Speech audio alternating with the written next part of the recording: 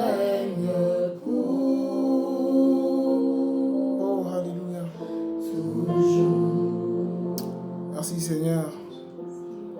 Merci Père. Nos yeux t'ont vu, Seigneur.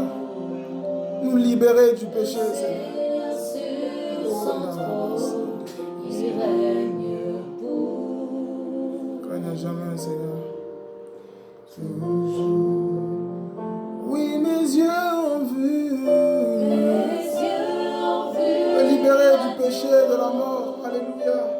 Le Seigneur sur son trône, il règne pour toujours. Oh Seigneur, tu es merveilleux. Merci Seigneur.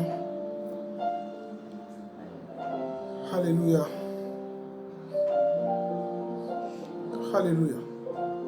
Merci Père. Merci Père. Shalom à tous, bien-aimés dans le Seigneur. Et c'est encore une joie, un privilège pour nous d'être là. Je ne suis pas seul. Je suis avec plusieurs frères et sœurs. Et c'est vraiment une joie pour nous d'être dans la présence du Seigneur. Et ensemble, aujourd'hui, nous allons partager sa parole. Je vais nous inviter à prendre nos Bibles dans le livre des psaumes. Donc dans le psaume 139. Psaume 139. Nous allons lire tout le chapitre. Donc je vais demander à une sœur de m'aider là avec la lecture. Psaume 139. Au chef de musique. Psaume de David. Yahweh, tu me sondes et tu me connais. Tu sais quand je m'assieds et quand je me lève, tu discernes de loin ma pensée. Tu sais quand je marche et quand je me couche, tu connais parfaitement toutes mes voies. Car la parole n'est pas encore sur ma langue, que voici Yahweh, tu la connais entièrement. Tu m'assièges par derrière et par devant tu as posé sur moi ta main. Ta connaissance est trop merveilleuse pour moi. Elle est trop élevée pour que je puisse l'atteindre.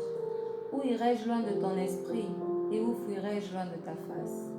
Si je monte aux cieux, tu y es. Si je me couche dans le shéol, tu y voilà.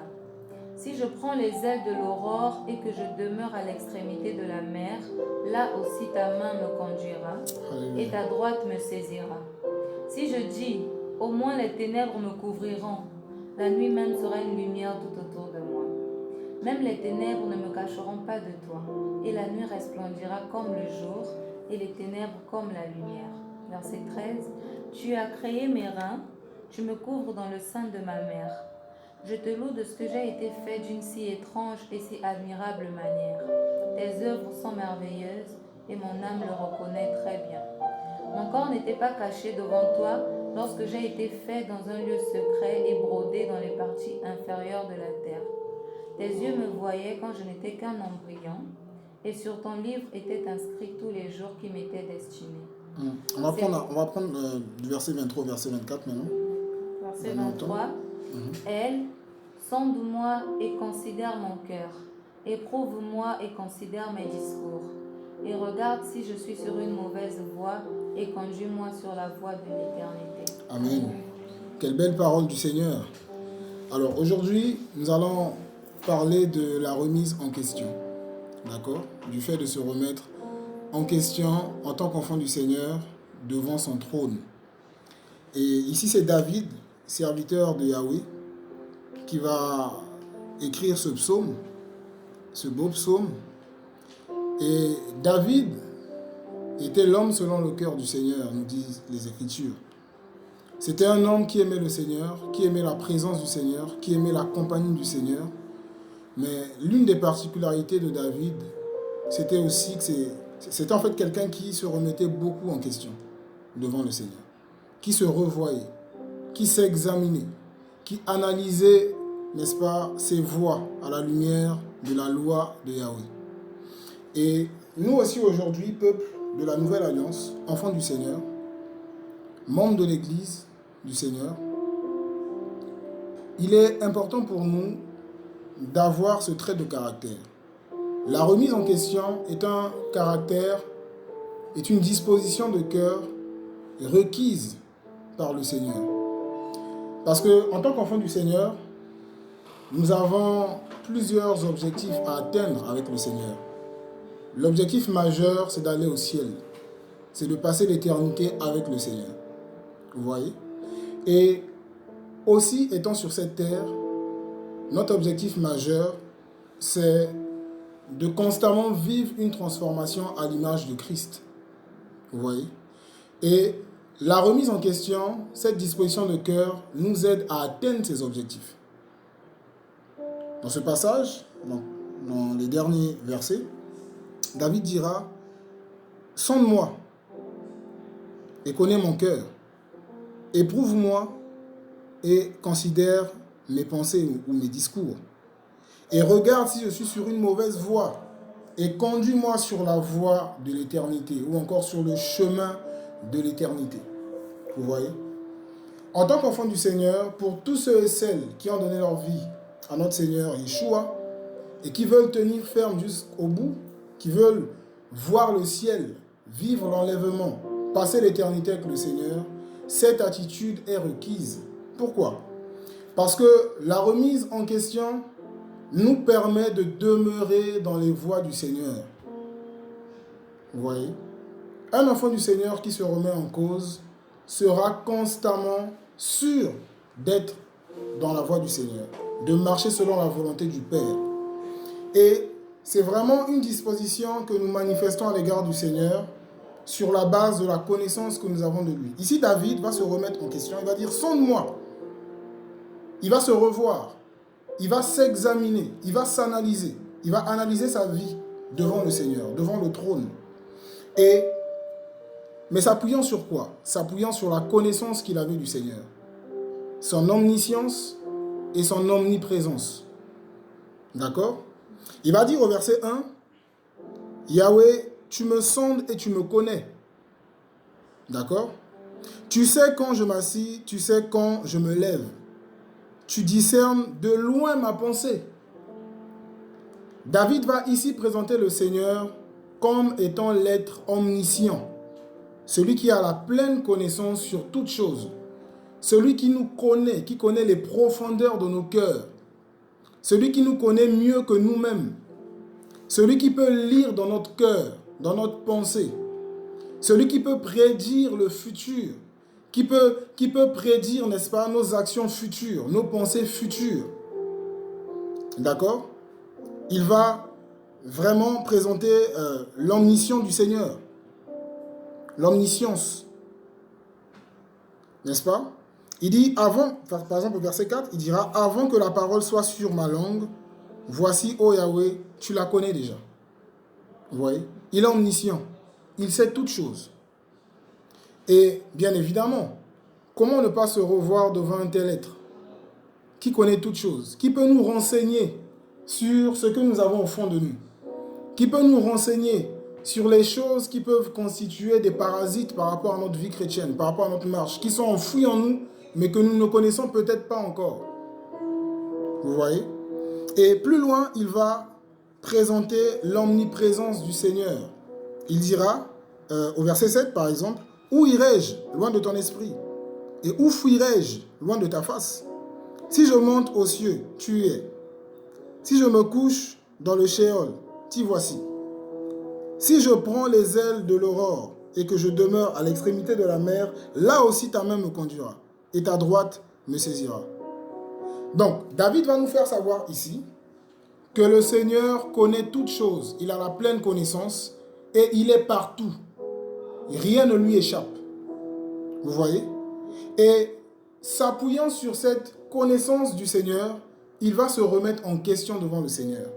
Pour dire, Seigneur, toi qui connais toutes choses, toi devant qui rien n'est caché, même au plus profond de mon cœur, de mes pensées, toi qui es partout, qui vois tous les mouvements, qui sais toutes choses, s'il te plaît, sonde-moi, sonde mon cœur, regarde dans mon cœur là en profondeur, qu'est-ce qu'il y a? Est-ce que je suis vraiment sur la bonne voie? Est-ce que le comportement que je manifeste est toujours selon toi? Est-ce que la vie que je mène là est toujours selon ta volonté? Seigneur, sonde-moi, car tu es omniscient. Tu sais toutes choses. Vous voyez? Ça, c'est la base, le fondement de la remise en question. Nous ne pouvons pas nous remettre en question devant le Seigneur si nous ne réalisons pas qu'il sait toutes choses, qu'il connaît toutes choses et qu'il est capable de nous révéler même les choses cachées, les profondeurs de nos cœurs. David voulait bien finir sa course. La remise en question est une disposition de cœur attachée à ceux et celles qui veulent aller loin avec le Seigneur. À ceux et celles qui veulent vivre le ciel, qui veulent passer l'éternité avec le Seigneur. Parce qu'en tant qu'homme, nous sommes faillibles. En tant qu'homme, nous sommes remplis d'imperfections. La Bible dit. L'apôtre Paul disait aux Philippiens que ce n'est pas à dire que j'ai déjà achevé la course ou atteint la perfection. Mais nous courons tous afin, n'est-ce pas, d'atteindre cette perfection. Nous sommes tous dans ce processus, dans cette course, dans cette vie chrétienne. Nous courons vers la Jérusalem, vers le ciel et vers la perfection en Christ. Vous voyez? Et comme je l'ai dit, avec ces deux objectifs-là, passer l'éternité avec le Seigneur au ciel et vivre constamment une transformation à l'image de Jésus, à l'image de Yeshua, ben, il nous faut constamment nous remettre en question. D'accord? Constamment nous remettre en question. Devant le Père, devant son trône. N'est-ce pas? Et David ici va parler de la remise en question en relation avec la voie, avec la conduite, avec le comportement. Parce que le mot voie ici, au verset 24, c'est derek en hébreu. Et ça nous parle du caractère moral, ça nous parle du chemin, ça nous parle de la direction. D'accord? Et la voie ou le chemin ou la direction que nous sommes censés suivre ben, s'appelle Yeshua, s'appelle Jésus. Il disait, je suis le chemin, la vérité et la vie. Nul ne vient au Père excepté par moi. D'accord? Donc il est le chemin de l'éternité. En tant qu'enfants du Seigneur, nous sommes appelés à demeurer dans ce chemin pour davantage ressembler, n'est-ce pas, aux enfants désirés par Yahweh notre Père. Et nous sommes aussi appelés à demeurer dans ce chemin pour hériter l'éternité avec le Seigneur. Vous voyez? Et l'apôtre Paul va en parler. On va prendre un passage ensemble dans le livre de 2 Corinthiens. 2 Corinthiens 13. 2 Corinthiens chapitre 13, verset 5. La remise en question. 2 Corinthiens 13 au verset 5. Examinez-vous vous-même si vous êtes dans la foi. Éprouvez-vous vous-même. Ne reconnaissez-vous pas que Yahushua Mashiach est en vous, à moins peut-être que vous ne soyez réprouvés. Amen. Amen. Examinez-vous vous-même. D'accord? Ah oui. Dans cette marche, tout peut arriver. L'ennemi est tellement malin. Nous avons affaire à un ennemi rusé, mature. On l'appelle le serpent ancien. Et il peut faire tellement de choses dans le secret, le temps de se rendre compte, ben, nous serons déjà affectés, déjà affaiblis, déjà touchés, déjà sur une autre voie, déjà sur un autre chemin. Vous voyez? L'ennemi est tellement malin. Donc nous avons constamment besoin de nous remettre en question afin de donner l'opportunité au Seigneur d'exposer les œuvres de l'ennemi contre nos vies. D'accord? De voir si quelque part nous avons été déjà affectés par l'ennemi ou pas. Ça c'est le premier point. Et deuxièmement, nous avons besoin de constamment nous remettre en question pour aussi donner l'opportunité au Seigneur de nous conduire dans sa perfection. Parce qu'à côté des œuvres de l'ennemi, à côté des pièges de Satan, il y a nous-mêmes, enfants du Seigneur, imparfaits, d'accord, disciples de Jésus. Nous sommes venus à lui avec nos défauts, nos manquements, et dans sa grâce, il nous change au fur et à mesure, d'accord. Mais La remise en question est une forme de collaboration que nous donnons, que nous permettons au Seigneur d'avoir avec nous, n'est-ce pas, dans cette œuvre qu'il veut accomplir dans nos vies. Vous savez, c'est vraiment une attitude qui émane de l'humilité. Lorsqu'on n'est pas humble, on ne peut pas se remettre en question. Vous voyez? Lorsqu'on n'est pas assez humble, c'est difficile de se revoir, d'examiner ses voies, de revoir son attitude, de revoir son comportement, pour voir si l'attitude que j'ai là glorifie le Seigneur ou pas. Si le comportement que j'ai là édifie les bien-aimés ou pas. Parce que n'oublions pas qu'en tant qu'enfants du Seigneur, nous avons deux objectifs majeurs à atteindre dans notre marche. Étant sur cette terre, nous devons tout faire pour glorifier le Seigneur et nous devons aussi tout faire pour édifier les bien-aimés. Alléluia. Ce sont vraiment les objectifs que nous sommes appelés à atteindre en tant qu'enfants du Seigneur. Vous voyez? Et donc ici, l'apôtre Paul va dire, mais examinez-vous vous-même pour voir si vous êtes toujours dans la foi, pour voir si vous êtes toujours sur le chemin de la vie éternelle, pour voir si vous pratiquez toujours le comportement, la vie du Seigneur, pour voir si la disposition de cœur que vous avez est conforme à la volonté du Père, pour voir si les pensées que vous avez sont conformes, n'est-ce pas, à la parole du Seigneur. Examinez-vous vous-même. Vous voyez? Examinez-vous vous-même. Et lorsqu'on s'examine constamment, lorsqu'on se remet en question, ben je vous assure, on vit constamment la repentance. Parce que le Seigneur expose nos cœurs, lui qui nous connaît. Il nous dit, mon fils, ma fille, ben il y a encore tel souci là. Tu vois, dans ton cœur, il y a telle racine, il y a encore tel problème. Il faut que tu changes ça. Il faut que tu arranges ça. Vous voyez? Et nous vivons la transformation, n'est-ce pas, à l'image du Seigneur. Nous donnons l'opportunité au Seigneur de nous changer, de nous emmener à davantage vivre son image, manifester son caractère. Et lorsque c'est comme ça, ben le Père est glorifié. Lorsque c'est comme ça, ben les bien-aimés sont édifiés. Les frères et sœurs sont édifiés et un bon parfum se dégage. Parfum de vie pour les inconvertis. Au travers de notre témoignage, ben plusieurs pourront être touchés. Les personnes qui nous ont connus avec un certain comportement, avec certaines habitudes, n'est-ce pas, qui n'honoraient pas le Seigneur, qui n'étaient pas du tout bonnes, ben, constateront que nous avons changé. Et là, le Seigneur peut se saisir de cela pour toucher, pour emmener à la conversion. La remise en question, bien aimé, est vraiment fondamentale pour tout enfant du Seigneur. Pour tous ceux et celles qui veulent avancer avec le Seigneur. Sans remise en question, il n'y a pas de progression dans le Seigneur. Sans la remise en question, ben, il n'y a pas de progression. On n'avance pas. Vous voyez? Et c'est important d'avoir cette disposition parce que, en tant qu'humain, déjà, étant très jeune, en tant qu'enfant venu dans ce monde, ben, nous sommes tous soumis à ce qu'on appelle la reprimande. D'accord? Parce que nous manquons de sagesse, nous manquons d'expérience par rapport à la vie, nous manquons de connaissances. On apprend tout un nombre de choses. Comment s'habiller, comment prendre soin de soi, comment manger. On apprend tout ça. Et donc, il y a la correction qui va avec, il y a la reprimande de la part de nos parents, et c'est ce qui nous fait grandir. D'accord? Il y a la verge.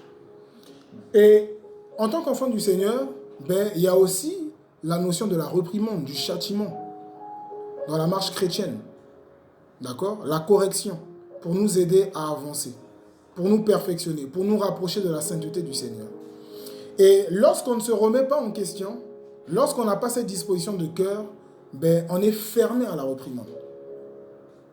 Lorsque le Seigneur se saisira d'un frère ou d'une sœur pour pointer du doigt un aspect de notre vie qui n'est pas conforme au chemin, à la voie qui mène au ciel, ben, on sera braqué et malheureusement, on aura du mal à avancer.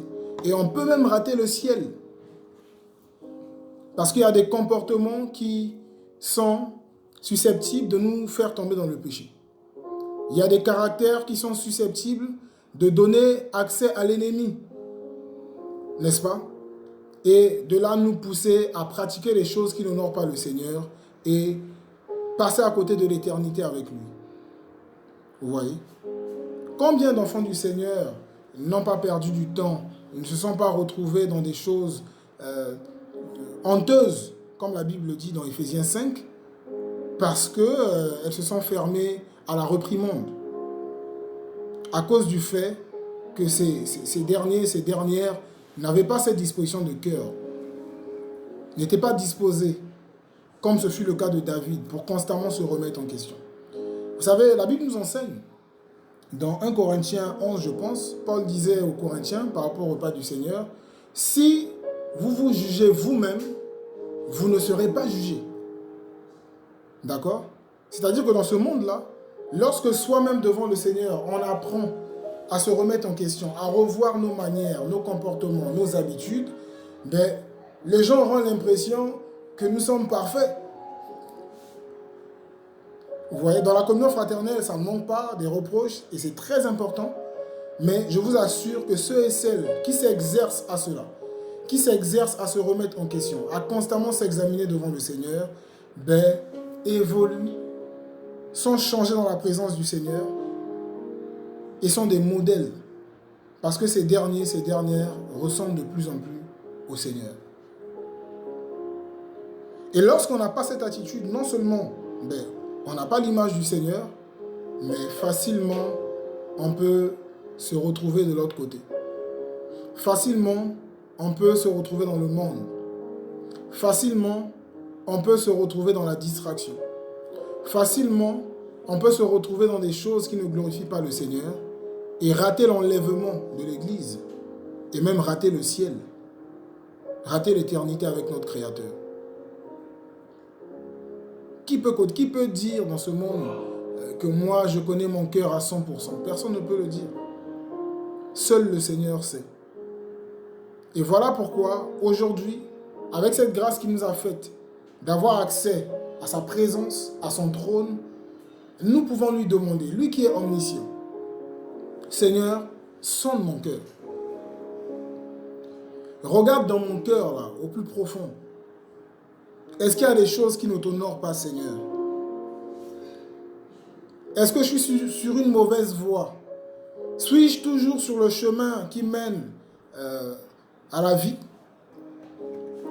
Suis-je toujours dans la voie qui mène au ciel? Seigneur, si ce n'est pas le cas, révèle-moi cela. Et emmène-moi à la repentance, afin que tu me conduises à nouveau, n'est-ce pas, sur ce chemin, dans cette voie qui mène au salut, qui mène à l'éternité, qui mène à la vie éternelle. Et nous voyons un peu la vie de David, pour ceux qui lisent un peu la parole, nous voyons que David avait fait beaucoup d'erreurs, mais David était un homme repentant. David était un homme qui savait se remettre en question. Et on voit le témoignage, n'est-ce pas, que l'on rend à David, en dépit de ses erreurs, en dépit de ses manquements. Il avait un cœur pour le Seigneur. Un cœur d'enfant. Un cœur qui désirait apprendre. Bien aimé, la vie chrétienne, c'est vraiment une vie qui nécessite beaucoup d'humilité, je vous assure. D'ailleurs, le Seigneur l'a dit dans sa parole, que l'humilité précède la gloire, mais l'orgueil précède la chute. Vous voyez? L'humilité précède la gloire. La gloire dans notre communion avec le Seigneur. La gloire dans notre intimité avec le Seigneur. Une vie chrétienne glorieuse. Une vie chrétienne de transformation de gloire en gloire, parce qu'on est humble, parce qu'on se remet en question. La gloire du Seigneur va se manifester. La communion avec le Seigneur sera fluide. Pourquoi? Parce que le Seigneur aime ce genre de disposition de cœur. Lorsque nous nous remettons en cause devant lui, quand bien même aucun reproche, autant pour moi, ne nous a été fait, n'est-ce pas? Nous a été fait, autant pour moi, lorsqu'on s'approche du trône du Père, pour dire Seigneur, c'est vrai que lorsque je regarde dans ma vie, je ne vois pas grand-chose peut-être actuellement, mais dis-moi un peu, est-ce qu'il n'y a pas quelque chose caché là, quelque part, qui ne t'honore pas dans ma vie? Père, révèle-moi cela. Le Père est touché, je vous assure. Il aime ça. Vous voyez? Et la gloire du Seigneur nous accompagne. au quotidien, dans notre relation avec lui. Et au-delà de cela, il y a cette gloire-là qui nous attend. L'apôtre Paul disait, nous savons que les souffrances du temps présent ne sont rien comparé à la gloire qui est à venir. Mais il y a une gloire qui est à venir. Et je vous assure que cette disposition de cœur, la remise en question, garantit, n'est-ce pas, la gloire à venir. Garantit la gloire à venir. C'était vraiment mon encouragement. D'accord? Nous sommes enfants du Seigneur. Nous devons constamment nous remettre en question.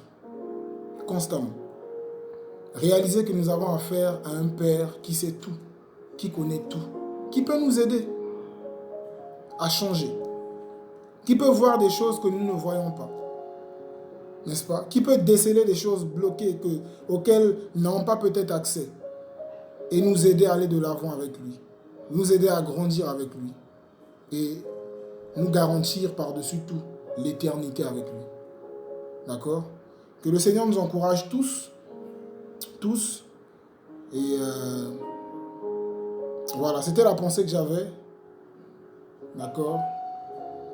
Que Yahweh notre Père nous aide à constamment nous remettre en question, afin d'avancer avec lui et afin de vivre l'éternité avec lui. D'accord? Et je ne sais pas si les sœurs ont un chant avant que nous puissions prier par rapport à cela.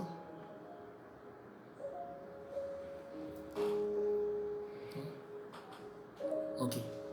Alors, on va bénir le Seigneur, on va prier pour cela, que le Seigneur nous aide à avoir cette disposition de cœur, mais constamment, de façon constante.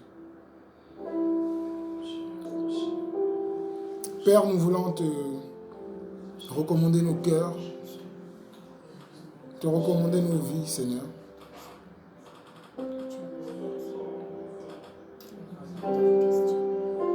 Seigneur, souviens-toi de nous. Comme David, Seigneur, nous voulons nous revoir. Comme David, nous voulons nous remettre en question, Seigneur.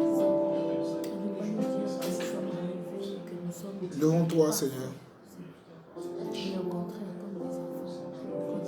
Oh, Seigneur, souviens-toi de nous. Seigneur, nous voulons nous appuyer sur ton modèle. Nous appuyer, Seigneur, sur ton modèle. Nous appuyer, Seigneur, sur toi. Tu sais toutes choses, Seigneur. Tu connais toutes choses. Tu connais les profondeurs de nos cœurs, Seigneur.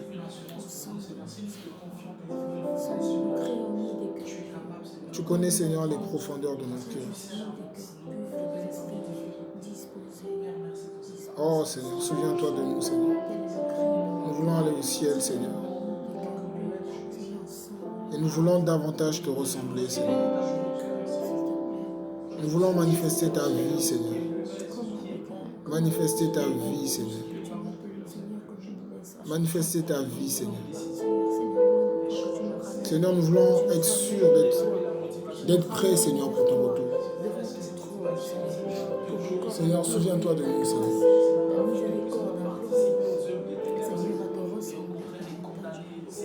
Souviens-toi de nous, Adonai.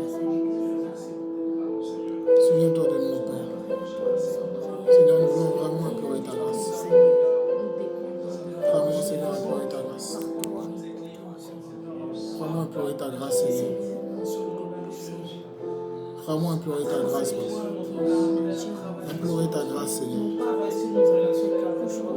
Seigneur, nous ne voulons pas nous endurcir. Nous ne voulons pas passer, Seigneur, à côté de ta grâce. Remplis nos cœurs d'humilité encore, Seigneur. Remplis nos cœurs d'humilité encore, Seigneur. Afin que devant ton trône, devant toi, nous puissions, Seigneur, constamment nous revoir. Nous revoir, Seigneur. Nous revoir devant toi, Seigneur. Afin de davantage te ressembler, Seigneur. Afin de te laisser ôter les choses en nous qui ne t'honorent pas, Seigneur. Afin, Seigneur, de te laisser ôter, Seigneur, des choses en nous, Seigneur, qui ne te glorifient pas, Seigneur. Oh, Seigneur, je t'en prie. Seigneur, fais-nous du bien, Seigneur. Seigneur, change-nous encore. Aide-nous, Seigneur, à davantage avoir cette disposition de cœur. Nous revoir, Seigneur, nous revoir constamment.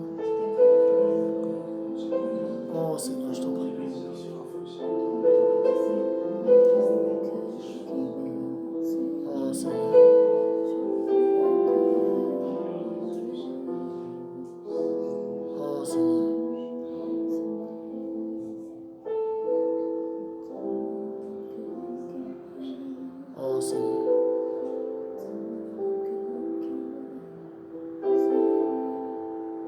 Aide-nous, Seigneur. Aide-nous, Père. Aide-nous, Adonai. Sois mon cœur, Père. Regarde, Seigneur, sur nous et ramène-nous sur le chemin de l'éternité, Seigneur. Si jamais quelque part, Seigneur, il y a une inconformité. Oh Seigneur, je te prie. Oh Seigneur, merci. Wow. Merci, Papa. Oh, alléluia. La remise en question, elle est d'abord individuelle, mais elle peut aussi être collective. Alléluia. En tant qu'enfant du Seigneur, en tant qu'assemblée locale, en tant que service dans le corps de Christ, nous sommes tous appelés à nous exercer à cela, afin de voir le Seigneur encore, n'est-ce pas, à l'œuvre dans nos vies. Et dans la communion fraternelle, avec beaucoup d'humilité, accepter les reproches qu'ils nous ont faits, nous remettre en question, pour voir le Seigneur nous changer, nous transformer encore. Oh Père, alléluia. Affaiblis-moi et sois puissant. Crucifie-moi et sois vivant. Affaiblis-moi et sois puissant. Crucifie-moi, Seigneur. Crucifie-moi Sois vivant. et sois vivant. Affaiblis-moi, Yoshua.